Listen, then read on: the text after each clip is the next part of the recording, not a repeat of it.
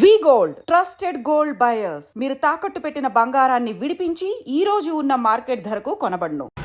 2 లక్షల రుణమాఫీ మోసం చేశారు. నిన్న రైతు భరోసా విషయంలో మోసం చేశారు. అదేవిధంగా పంటలకు బీమా అన్నారు, మోసం చేశారు.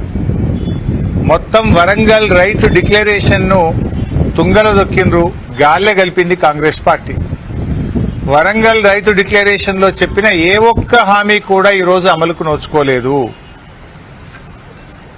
అన్ని పంటలకు బోనస్ అని లాస్ట్కు ఒక్క వరికే ఇస్తామన్నారు.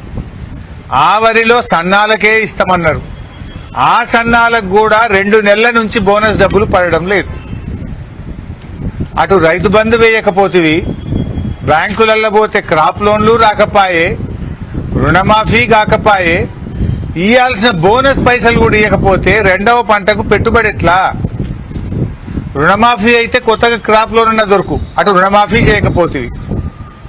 పోనీ అన్నట్టు ఎకరానికి 15,000 రూపాయల రైతు బంధు ఇచ్చిన చేతుల పంటకు పెట్టుబడికి సాయం జరుగుతుండే, అది ఇవ్వకపోతేవి. పోనీ 6 కాలం కష్టపడి పంట పండిస్తే పండిన పంటకు ఇయ్యాల్సిన వడ్ల పైసలు కూడా ఇవ్వకపోతే నువ్వు రైతులకి ఏం చేసినట్టు? రుణమాఫీ చేయవైతివి, క్రాప్ లోని రానకపాయే, రైతు బంధు ఇవ్వకపోతివి, పండిన పంటలకు వడ్లమ్మిన పైసలకు కూడా ఇయ్యాల పైసలు ఇవ్వలేదు. పాలమూరు బిడ్డగా నల్లమల్ల అడవులో నుంచి వచ్చిన నేను ఒక రైతు బిడ్డగా 2 లక్షల రూపాయల రైతు రుణమాఫీ చేస్తా అని సరిగ్గా 60 రోజుల్లో 25,50,000 మంది రైతులకు 21,000 కోట్ల రూపాయలు 2 లక్షలు రుణమాఫీ చేసి ఇచ్చిన మాట నిలబెట్టుకొని మాట తప్పని మడమ తిప్పని పార్టీగా ఈరోజు 25,50,000 మంది రైతులకు 21,000 కోట్ల రూపాయల రైతు రుణమాఫీ చేసినాం. ఇవాళ రైతు రుణమాఫీ చేయలేదంటున్నాడు. లెక్కలు చెప్తా, ఏ ఊర్లో, ఏ తండాలో, ఏ గూడెంలో, ఏ రైతుకి ఎంత రుణమాఫీ చేసిందో 25,50,000 మంది రైతుల వివరాలు శాసనసభలో పెడతా. 21,000 కోట్ల రూపాయలు ఎవరి ఖాతాలో వేసిందో నేను లెక్క చెప్తా. నీకు చిత్తశుద్ధి, నీకు నిజాయితీ ఉంటే రా, వచ్చే అసెంబ్లీలో నువ్వు మాట్లాడు, అడుగు. అదేవిధంగా ఆనాడు నువ్వు 5,000 రూపాయలు సంవత్సరానికి రైతు బంధు కింద 10,000 ఇస్తే నేను ఎన్నికల్లో 15,000 ఇస్తా అని చెప్పిన.